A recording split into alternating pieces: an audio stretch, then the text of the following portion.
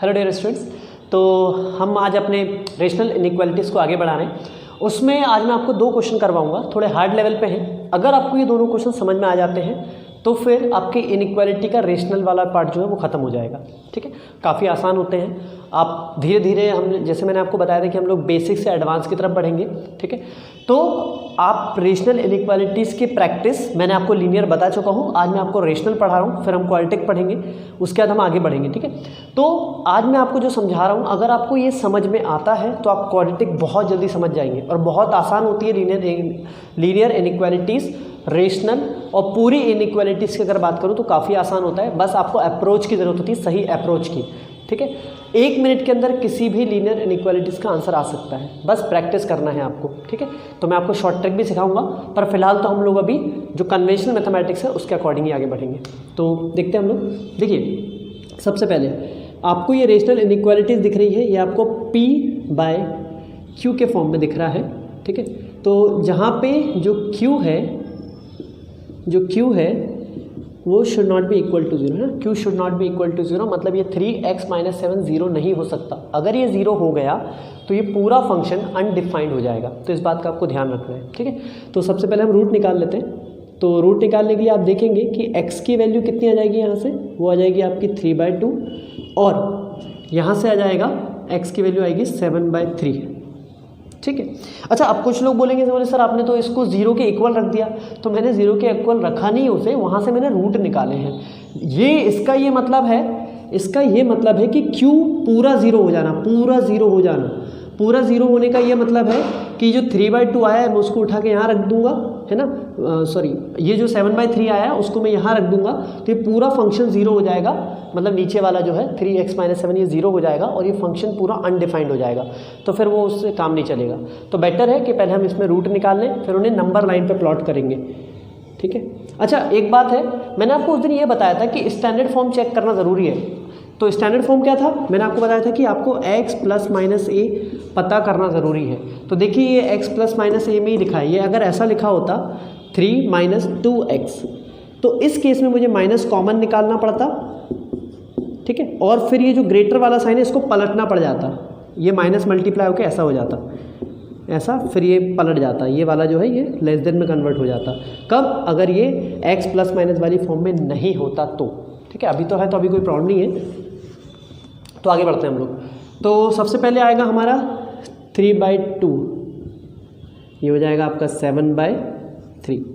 फिर मैंने आपको ये बताया था कि राइट हैंड साइड में जो रूट है, ग्रेटेस्ट रूट के राइट हैंड साइड में आपको पॉजिटिव लगाना है, फिर साइन को अल्टरनेटिवली चेंज करना है, प्लस माइनस प्लस। ठीक है, क्योंकि यहाँ पे ग्रेटर रीजन है, ग्रेटर वाला रीजन आपको सेलेक्ट करना है। तो आप कैसे लेंगे, मतलब ग्रेटर है तो सिर्फ पॉजिटिव है ना, ये पॉजिटिव वाले जो है, अगर यहाँ ग्रेटर का साइन मतलब ये x की तरफ खुल रहा है तो हम ऐसे पढ़ेंगे ना कि 2x - 3 3x / -7 जो है ये पूरा जो फंक्शन है वो 0 से बड़ा है, मतलब ये पॉजिटिव है। पॉजिटिव है तो क्या लेंगे, सिर्फ पॉजिटिव रीजन लेंगे, ये वाले ऐसे। ठीक है, अच्छा, इसमें एक चीज़ ध्यान रखनी है आपको कि जो डिनोमिनेटर वाला है उस पर तो हमेशा ओपन सर्कल आएगा, हमेशा, चाहे वो ग्रेटर हो या ग्रेटर इक्वल टू 0 हो। अगर ये है तो भी डिनोमिनेटर पे ओपन सर्कल आता है, और ये है तो भी डिनोमिनेटर के ऊपर तो ओपन सर्कल ही आएगा, है ना। न्यूमरेटर के ऊपर क्लोज कब आएगा, क्लोज कब आता है, जब ये हो ग्रेटर इक्वल टू होगा तो न्यूमरेटर के ऊपर क्लोज आ जाएगा। क्लोज सर्कल मतलब ऐसा आ जाएगा, ऐसा पूरा डॉट आ जाएगा, है ना, फिल्ड वाला, मतलब ऐसा, ये सर्कल लिया, इसको पूरा फिल्ड कर दिया, ऐसा आएगा। अगर यहाँ पे कब, जब ये ग्रेटर और इक्वल टू 0 होगा तब। लेकिन अगर सिर्फ इतना दिया है तो उस केस में आपको न्यूमरेटर के ऊपर भी ओपन सर्कल का यूज़ करना है। ठीक है, तो अब इसको आगे बढ़ाते हैं हम लोग। ये हो जाएगा हमारा, ये कहाँ तक जा रहा है, -∞ तक, ये जा रहा है हमारा +∞ तक। तो आंसर हो जाएगा आपका -∞ से लेके 3/2 ओपन, है ना, ओपन आएगा यहाँ पे, जो मैंने ओपन सर्कल लगाया इसलिए। फिर यूनियन, फिर आएगा आपका 7/3 से लेके इन्फिनिटी तक। ये आपका पहले वाले का आंसर है। ठीक है, अब दूसरा वाला देखते हैं। देखिए, सबसे मैं डायरेक्ट कर रहा हूँ इसको, ये 2 को 2 पॉजिटिव क्वांटिटी है, 2 एक पॉजिटिव क्वांटिटी है, तो 2 को आप ट्रांसपोज कर सकते हैं। मैंने आपको ये भी बताया था रूल्स में कि अगर आपको किसी क्वांटिटी का साइन पता है, साइन SIGN की बात करूँ मैं, ठीक है, अगर आपको साइन पता है तो आप उसको दोनों तरफ ट्रांसपोज कर सकते हैं, ठीक है। तो आप क्या करेंगे, इसको आपको पता है 2 क्या है, पॉजिटिव है, तो आप इसे ऐसे लिखेंगे x - 1 upon x + 3 - 2 is greater than 0। इसको सॉल्व करेंगे तो आएगा x - 1 - 2x - 6 divided by x + 3 is greater than 0। यहाँ हो जाएगा आपका -x - 7 divided by x + 3 is greater than 0। Minus common निकालेंगे तो हो जाएगा x - 7 +7 divided by x + 3 is greater than 0। ये माइनस आ गया एक्स्ट्रा, तो इसको पलट दो, कितना हो जाएगा x + 7 divided by x + 3 is greater than, यहाँ तो नहीं लेते, रुकिए ज़रा, यहाँ हो जाएगा आपका x + 7 divided by x + 3 less than 0। देखिए पलट गया साइन, इस माइनस के कारण ये पलट गया, ठीक है। अब कितना हो जाएगा, अब रूट निकाल लीजिए, फिर वही पूरी प्रोसेस, ये हो जाएगा आपका -7 इधर, ये हो जाएगा आपका -3 इधर, ये हो जाएगा आपका प्लस माइनस प्लस, क्योंकि लेस देन है तो सिर्फ नेगेटिव रीजन आएगा ये वाला, और क्योंकि सिर्फ लेस देन है तो दोनों पे ओपन सर्कल, ओपन सर्कल, तो आंसर कितना आएगा, ओपन सर्कल का मतलब ही ओपन इंटरवल होता है, ठीक है। तो कितना आएगा आपका x बिलोंग टू, ये दोनों ही आएंगे सिर्फ, है ना, तो ओपन -7 से लेके -3। अच्छा, कुछ स्टूडेंट के दिमाग में ये भी चल रहा होगा कि सर इनका मतलब क्या है ना। देखिए पहली बात तो ये वेवी कर्वी मेथड है ना, वेवी कर्वी मेथड, ठीक है, ठीक है। वेवी कर्वी का क्या मतलब है, देखिए ये पॉजिटिव रीजन है तो ये कुछ ऐसा आएगा, ऐसा, और ये नेगेटिव रीजन है तो ये नेगेटिव में ऐसा जाएगा नीचे, और ये पॉजिटिव है तो फिर ऐसा चला जाएगा, ये वेवी कर्वी मेथड है, ठीक है। वैसे यहाँ पे ये पॉजिटिव से आए, ठीक है, ये पॉजिटिव से आए, फिर ये नेगेटिव और ये पॉजिटिव, ऐसे चलेगा, ठीक है। ये तो मैंने अपनी तरफ से बनाया है, ये जो रेक्टेंगल जैसा शेप है वो तो मैंने आपको एक्सप्लेन करने के लिए बनाया, बाकी वेवी कर्वी ऐसे चलेगी, ठीक है। तो इसको मैं बना देता हूँ प्रॉपर पूरी तरीके से। ये हो जाएगा आपका -7 -3 प्लस माइनस प्लस, ठीक है। तो आंसर हो जाएगा आपका ओपन -7 से लेकर -3, ठीक है। तो ये आपका रेशनल इनइक्वालिटीज़ के कुछ क्वेश्चंस थे जो जिन पे आपको प्रैक्टिस करना है, ठीक है। तो आई होप आप सभी को रेशनल इनइक्वालिटीज़ समझ में आ गया होगा। तो अब इस पे एक क्वेश्चन और करवा देता हूँ मैं आपको, तो आपको बेटर तरीके से क्लियर हो जाएगा। अच्छा, उसमें एक चीज़ और रह गई अभी।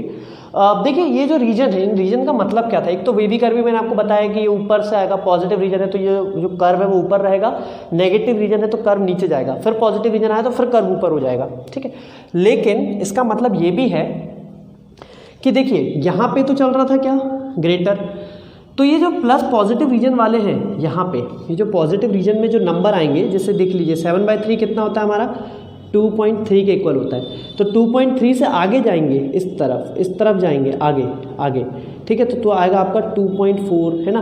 2.4 देखिए डेसिमल नंबर है, इससे बेटर है हम डायरेक्ट 3 यूज़ करते हैं कि हमने ले लिया 3। अब इस 3 को उठा के आप यहाँ रख दो, इस पूरी इक्वेशन में रख दो, आप देखना ये पूरी इक्वेशन सेटिस्फाई होगी, मतलब जो भी आंसर आएगा वो 0 से बड़ा आएगा। आप रख के देख लीजिए कितना हो जाएगा, 2 × 3 - 3, अगर आपको दिख नहीं रहा हो तो रुकिए ज़रा, ये हो जाएगा आपका 2 × 3 हो जाएगा 6 - 3 divided by 9 - 7 is greater than 0। ये हो जाएगा आपका 3/2 इज़ ग्रेटर देन 0, देख सकते हैं आप, ठीक है। 3/2 इज़ ग्रेटर देन 0 आ रहा है आपका, कब, जब आप 3 रख रहे हैं। वो तो इस रीजन का हो गया। चलिए यहाँ पे आपका होता है ये 1.5 होता है, 3.2 जब 1.5 होता है तो मान लीजिए यहाँ 1 आ रहा है, इस 1 को रखते हैं उठा के, इस 1 को रख के देख लीजिए, 2 × 1 = 2 -3 कितना हो गया, -1, फिर 1 को यहाँ रखेंगे तो कितना हो जाएगा, 3 × 1 = 3 -7 तो हो गया -4। तो ऊपर आया था -1 और नीचे आया -4, माइनस से माइनस कैंसिल, वो आ जाएगा आपका 1/4 पॉजिटिव, ठीक है। तो आप देख सकते हैं कि आप कोई भी वैल्यू इस पॉजिटिव रीजन की उठा के रख लीजिए, ये इक्वालिटी सेटिस्फाई होगी। लेकिन अगर आपने इन दोनों के बीच का कोई भी नंबर यहाँ रखा, सेटिस्फाई नहीं होगा, नेगेटिव आंसर आना शुरू हो जाएगा, वो गलत होगा।